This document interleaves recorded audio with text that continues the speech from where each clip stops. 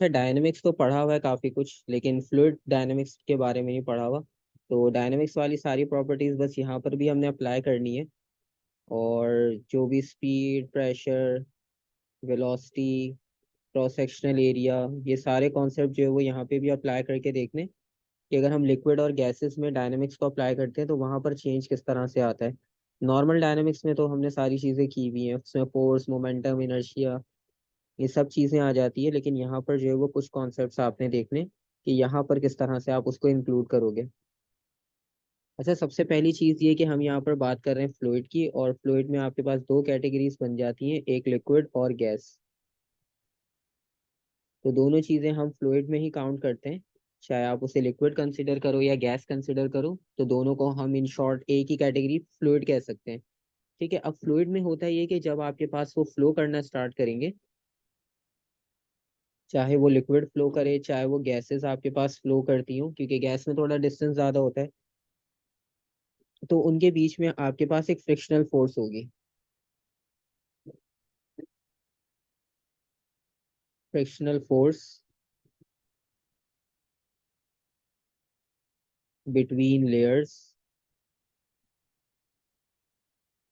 या मॉलिक्यूल्स में भी कह सकते हो, क्योंकि जब मॉलिक्यूल्स फ्लो करेंगे एक दूसरे को ओवरलैप करते हुए,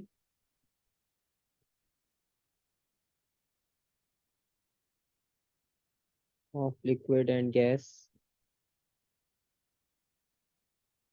और ये ओवरलैपिंग की वजह से होती है।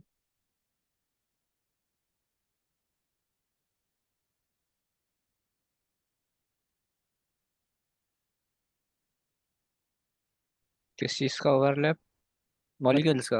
अब मॉलिक्यूल्स में आपके पास स्ट्रक्चर जब हम ड्रॉ करते हैं, तो अब आपके पास लिक्विड जब फ्लो करता है, तो अगर आप वाटर की एग्जांपल लो और उसके कंपैरिजन में आप ऑयल की एग्जांपल लो, तो ऑयल थोड़ा सा स्लो आपके पास वहाँ पे फ्लो करता है वाटर के कंपैरिजन में, क्योंकि वाटर के मॉलिक्यूल्स की जो फोर्स ऑफ अट्रैक्शन होती है वो थोड़ी सी ज़्यादा वीक होती है, या आप कह लो उनके मॉलिक्यूल का साइज जो है वो ऑयल के कंपैरिजन में स्मॉल होता है। तो इसलिए जब वो फ्लो करना स्टार्ट करते हैं, तो जिस तरह आपके पास बहुत सारी एक कंटेनर में मार्बल्स रखे हो और उन मार्बल्स को आप उस कंटेनर से बाहर निकालने की कोशिश करो, तो वो एक के ऊपर वो एक ओवरलैप करके बाहर आने की कोशिश करते हैं। तो उसके रिजल्ट में होता है ये कि उसकी ओवरलैपिंग की वजह से आपके पास वहां पर फ्रिक्शनल फोर्स प्रोड्यूस होती है। ठीक है। और उसी फ्रिक्शनल फोर्स की वजह से होता ये है कि आपके पास जो विस्कोसिटी का कॉन्सेप्ट है वो बनता है।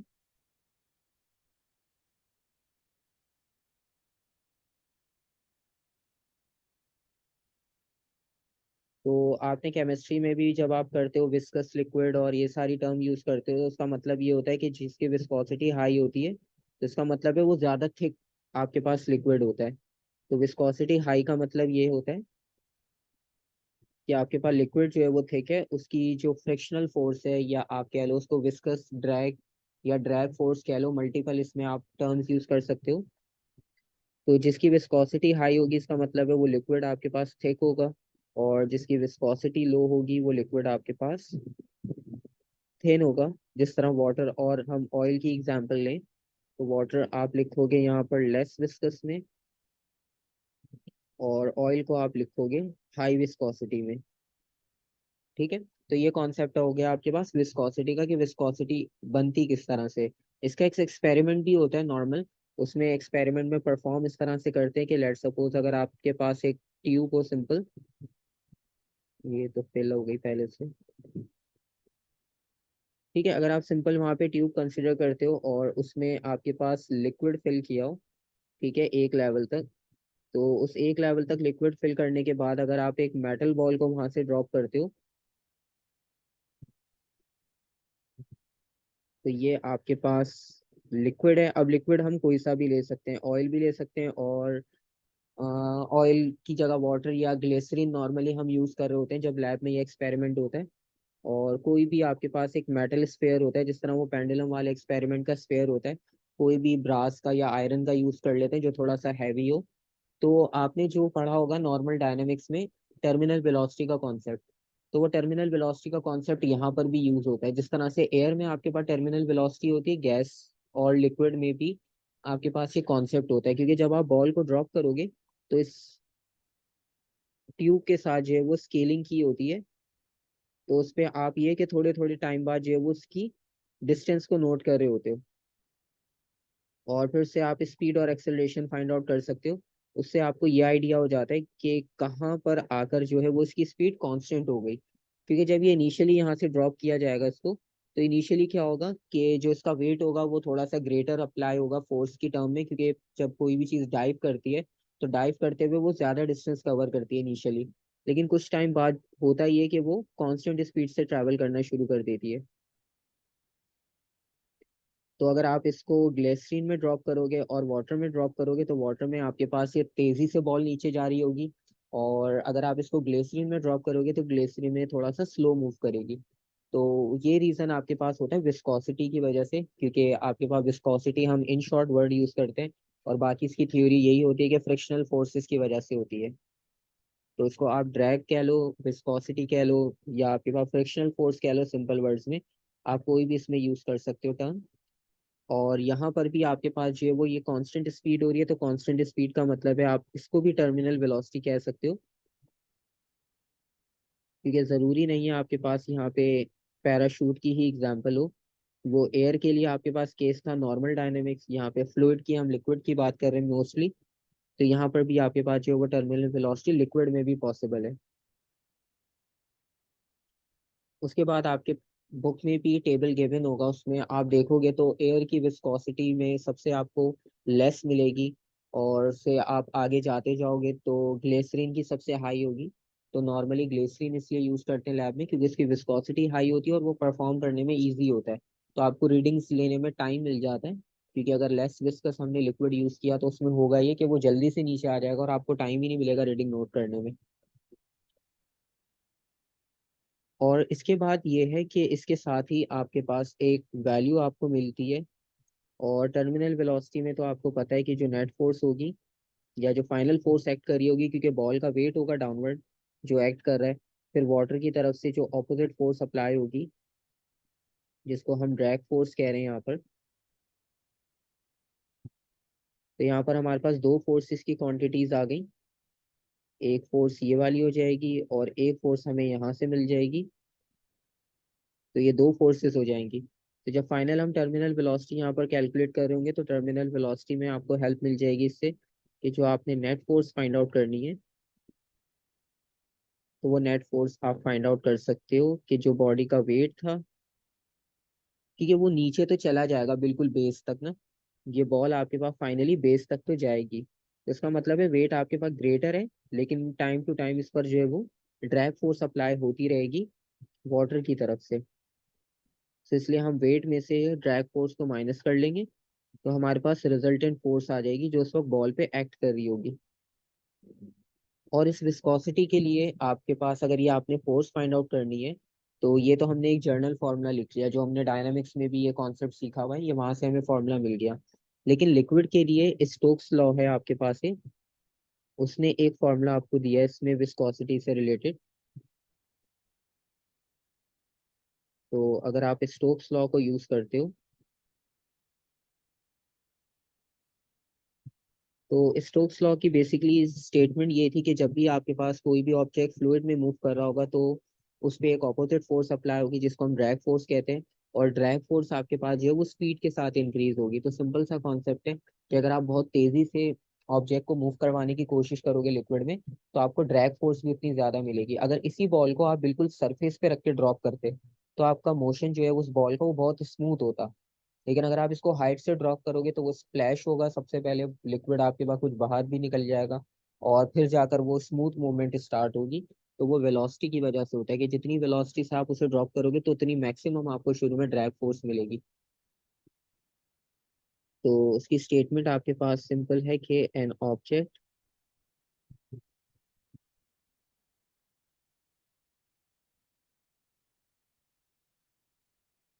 Moving through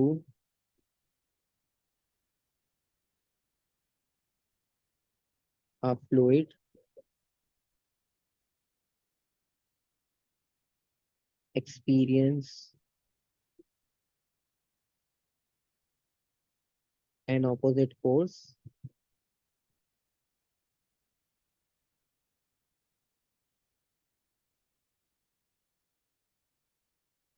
called a drag force,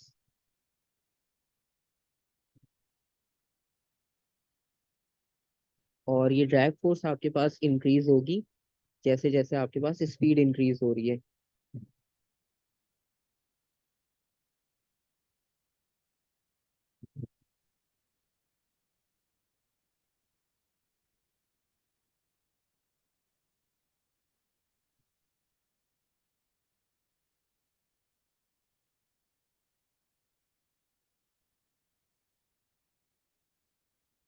तो ड्रैग इंक्रीज करेगा विद इंक्रीज इन स्पीड।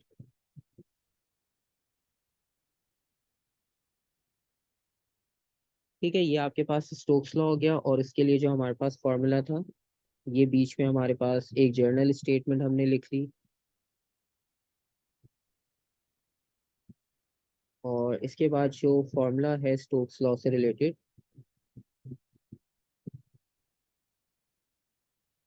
6 पाई।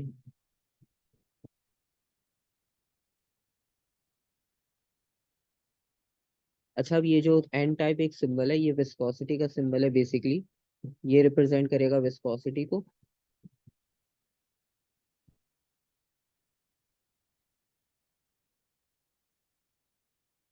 और आर जो है वो रेडियस हो जाएगा, वी स्पीड होगी, 6 पाई कांस्टेंट है। तो ये फॉर्मूला था स्टोक्स लॉ का।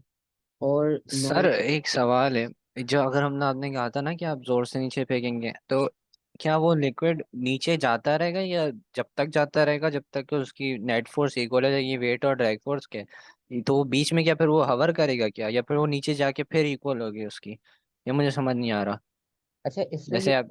हाँ इसमें नॉर्मली ये होता है कि जब हम लिक्विड के साथ इसको एक्सपेरिमेंट करते हैं ना, क्योंकि जो हम स्फेयर लेते हैं, एक तो स्फेयर का साइज बहुत छोटा है, और अगर हम आयरन का ले रहे होंगे तो आयरन की डेंसिटी बहुत हाई हो जाती है। तो जब तक डेंसिटी उसकी ग्लिसरीन से ज्यादा है तो वो नीचे तो जाएगा, लेकिन स्पीड पे डिपेंड करेगा। मतलब अगर हम ग्लिसरीन यूज कर रहे हैं और एक स्टील बॉल है, जिस तरह पेंडुलम का भी साइज अगर आप लो, तो उसमें होता है कि वो बहुत डेंस होता है, क्योंकि वो स्मॉल साइज है और मटेरियल बहुत स्ट्रॉन्ग यूज कर रहे हैं हम। तो जिसकी वजह से होता ही है कि वो आपके पास डाउनवर्ड तो जाएगा लेकिन स्लो स्पीड के साथ। कॉन्सेप्ट ये था कि जब ये बीच में आपके पास गैप वाला पार्ट है, इस गैप में आप अगर उसे बहुत हाइट से ड्रॉप करते हो तो यहाँ पर वो स्पीड गेन कर लेता है। तो वो हाई स्पीड से जाके जो है वो उसको स्ट्राइक करेगा। तो शुरू में ये होगा कि वाटर भी उसे या लिक्विड भी उसे अच्छी खासी रिएक्शन फोर्स देगा। तो इनिशियली वो थोड़ा सा स्लो मूव करेगा, फिर जब वो फोर्सेस एक दूसरे को स्टेबल करना शुरू करेंगी तो उस टाइम में फिर वो एक कांस्टेंट स्पीड से डाउनवर्ड मूव करेगा। मूव तो करेगा जिस तरह टर्मिनल वेलोसिटी में होता है। वेट और वो बैलेंस आपके पास जो है उससे नेट फोर्स हमें मिल जाती है, लेकिन क्योंकि ग्रेविटी भी है वहां पर, और ग्रेविटी हमारे पास उसके ड्रैग फोर्स के ऑपोजिट काम कर रही है, और फिर डेंसिटी का एक फैक्टर आ जाता है, क्योंकि लिक्विड और आप उस सॉलिड की डेंसिटी को कंपेयर करोगे, तो सॉलिड की डेंसिटी ज्यादा होने की वजह से फिर वो आपके पास सिंक करेगा। और अगर वही बॉल आप किसी लाइट मटेरियल की बनाओ, एल्यूमिनियम की बना दो, और उसका साइज बढ़ा दो, लाइट बिल्कुल कर दो, अंदर हॉलो कर दो उसको, तो हॉलो जो होगी वो आप उसको ड्रॉप करोगे, जिस तरह नॉर्मल हमारे पास प्लास्टिक बॉल्स होती है, रबर बॉल्स होती हैं, वो अंदर से हॉलो होती हैं, तो उनकी डेंसिटी बहुत कम होती है। अगर हम उसे ड्रॉप करेंगे तो वो सरफेस पे फ्लोट करती हैं। तो फिर आपके पास जो है वो डेंसिटी का भी एक फैक्टर आ जाता है यहाँ पर।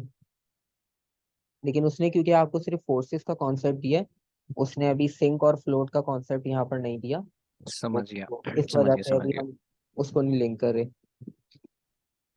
सर ये रेडियस किस चीज का है? जो हम स्फेयर यूज करेंगे यहाँ पर। अच्छा। और उसके बाद ये है कि नेक्स्ट अगर आप इसमें देखो, जो इसका फाइनल फार्मूला भी ड्राइव करते हैं, तो उस फाइनल फार्मूला में डेरिवेशन इस तरह से करते हैं कि अभी हमने ये जो नेट फोर्स लिखा हुआ है यहाँ पर, तो ये नेट फोर्स, फोर्स की बेसिक डेफिनेशन हम एम ए यूज करते हैं, और क्योंकि यहाँ पे फ्री फॉल है तो एम जी के इक्वल भी लिख सकते हैं इसको। तो एक इक्वेशन आपके पास ये बन रही है, और एक इक्वेशन आपको यहाँ से मिल रही है। तो दोनों पे आपके पास लेफ्ट साइड पे फोर्सेस है, आप दोनों इक्वेशन को कंपेयर कर सकते हो। और जब आप दोनों को कंपेयर करोगे, तो कंपेयर करने के बाद आपको जो इक्वेशन मिलेगी वो M G is equals to 6 pi viscosity r v. और अब इसमें से आप कोई भी अगर वैल्यू फाइंड आउट करना चाहते हो, आप टर्मिनल वेलोसिटी फाइंड आउट कर सकते हो, क्योंकि मास कांस्टेंट है हमें पता होगा। एक्सेलरेशन ड्यू टू ग्रेविटी हमें पता होगी 6 पाई, विस्कोसिटी भी पता होगा, रेडियस भी कांस्टेंट है, तो सिर्फ एक वेलोसिटी का ऐसा फैक्टर है जो हम फाइंड आउट करना चाहेंगे यहाँ से कि कितनी स्पीड से वो उस लिक्विड में मूव करेगा। तो वेलोसिटी के लिए अगर आप इस फॉर्मूला को ड्राइव कर लोगे तो सिंपल सा mg/6 पाई विस्कोसिटी टाइम्स रेडियस के इक्वल हो जाएगा। ठीक है, तो ये आपके पास कॉन्सेप्ट जो है वो स्टोक्स लॉ का इस तरह से ड्राइव होता है, सिंपल। और नेक्स्ट अगर आप इसमें फर्दर इसको कंटिन्यू करोगे तो एक तो ये जर्नल फार्मूला हो गया जो हमारे पास फोर्स और लिक्विड से लिंक हो रहा है। और फर्दर अगर आप इसको कंटिन्यू करो तो जो नॉर्मली हम वॉल्यूम यूज करते हैं, अगर हमारे पास स्फेरिकल बॉल है तो अगर हम किसी स्फेयर शेप को कंसिडर करें तो स्फेयर का वॉल्यूम की क्वांटिटी किसके इक्वल होती है, V = 4/3 पाई r क्यूब।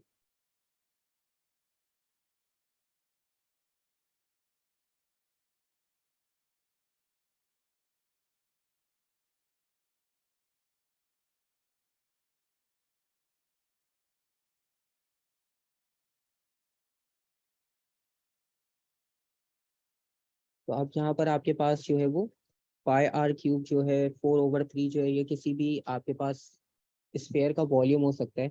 और अगर आप इस वैल्यू को सब्स्टिट्यूट करने की कोशिश करते हो अपनी प्रीवियस इक्वेशन में जो कि अभी हमने यहाँ पर फाइंड आउट की थी, लेट सपोज इस इक्वेशन को हम ए लिखते हैं और वो इक्वेशन थी V = mg/6 पाई विस्कोसिटी टाइम्स r। और अगर हम इन दोनों को अब इसमें सब्स्टिट्यूशन करने की कोशिश करें तो हम इसमें क्या वैल्यू सब्स्टिट्यूट कर सकते हैं,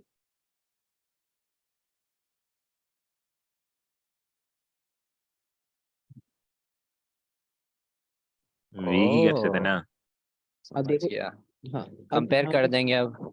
नहीं कंपेयर नहीं करना है, देखो यहाँ पे ये मिस्टेक होती है, इसको जो है ना वो टी लिख लो यहाँ पर, फिर कंफ्यूजन नहीं होगा। ये है टर्मिनल अच्छा अच्छा। स्पीड हाँ वॉल्यूम। ठीक है, तो इसको सब्स्टिट्यूट नहीं करना। इसमें हम समझ गया। सब्स्टिट्यूट जो कर सकते हैं वो पाई आर को कर सकते हैं। हाँ। तो इसमें से पाई आर को सब्स्टिट्यूट कर सकते हैं क्योंकि बुक में नॉर्मली होता है डायरेक्ट स्टेप्स होते हैं, तो समझ नहीं आता है सब्स्टिट्यूट कैसे कर दिया। तो अगर इसमें से सिर्फ पाई आर को हम लें और बाकी सबको दूसरे एंड पर शिफ्ट कर दें तो हो जाएगा 3V/4 पाई r स्क्वायर। पाई को बल्कि वहीं रखना था, सिर्फ आर स्क्वायर को यहाँ लेकर आना है। तो पाई आर की वैल्यू जो है वो सिर्फ यहाँ पर रह जाएगी और बाकी सारी वैल्यूज दूसरे एंड पर शिफ्ट हो जाएंगी। फिर इस पाई आर को आप यहाँ पे सब्स्टिट्यूट कर सकते हो इस इक्वेशन में। और इसको सब्स्टिट्यूट करने के बाद फिर इक्वेशन ये थोड़ी सी और डिटेल हो जाएगी। ये हो जाएगी mg/6 viscosity times 3V/4 pi square 4r square. ये अब फिर आप इसको शफल करके बाकी सॉल्व कर लो तो होगा क्या कि 4r स्क्वायर जो वो न्यूमरेटर में चला जाएगा। ठीक है,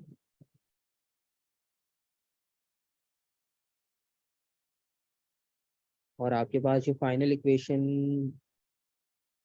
वो बन जाएगी 4r² mg/6 viscosity times 3v। और अब इसमें थोड़ी बहुत कैलकुलेशन और कर लो, आप इसको और सिंप्लीफाई कर लो। तो जिस तरह से यहाँ पर 2 की कैंसिलेशन हो सकती है, आप 2 × 4 2 × 3 = 6 कर सकते हो।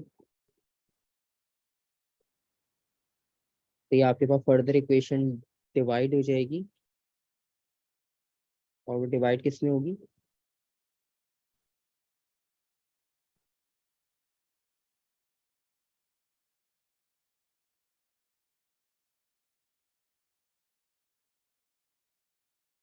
2 mg/r² और नीचे 3 × 3 = 9 हो जाएगा, 9 विस्कोसिटी टाइम्स v।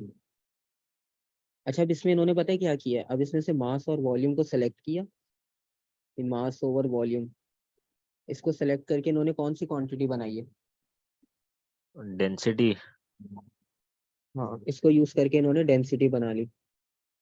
ठीक है, तो वो जो डेंसिटी का सिंबल आपको वहाँ नजर आ रहा है ना, वो ऐसे बनाई है इन्होंने, इसको मिला के डेंसिटी बना दिया। तो ये दोनों पैरामीटर्स भी सब्स्टिट्यूट हो जाएंगे आपके पास। और बाकी फिर आपके पास जो इक्वेशन आएगी वो इसका फाइनल स्टेप होगा। तो ये टर्मिनल वेलोसिटी जो इन्होंने इतना डिटेल करके लिखा हुआ है शॉर्ट, ये हो जाएगा 2 g r² times density divided by 9 times viscosity. तो ये फॉर्मूला ऐसे ड्राइव किया हुआ है इन्होंने। सर जो हमें करवाया ना हमारे सर ने, वो तो बहुत ही मतलब पता नहीं, ये तो कुछ और ही करा दिया। ये वाला ज्यादा अच्छा समझ आया है। नहीं, इसमें पता आप, नहीं क्या करा था। हाँ, इसमें कुछ ज्यादा करने की जरूरत ही नहीं ना, क्योंकि नॉर्मली हम करते ही हम स्फेयर कंसिडर करते हैं। क्योंकि स्फेयर ये होता है ना, स्मूथ होता है। अब जैसे रेक्टेंगल शेप ले लें, तो रेक्टेंगल में फिर पॉसिबिलिटी है कि हम कौन सी बेस लेते हैं, हाइट लेते हैं। हाइट वाली साइड से ड्रॉप करेंगे तो आपको ज्यादा विड्थ मिल जाएगी, बेस से लेंगे तो कम मिलेगी। डिपेंड करता है। तो नॉर्मली स्फेयर के साथ हम करते हैं, क्योंकि स्फेयर पे ही होता है आपके पास थोड़ा सा इक्वली अप्लाई हो रहा होता है। क्योंकि मॉलिक्यूल्स को भी हम स्फेरिकल कंसिडर कर रहे होते हैं, तो इसलिए हम स्फेयर के साथ परफॉर्म करते हैं नॉर्मली। तो वो इस तरह से ड्राइव किया इन्होंने। ठीक है,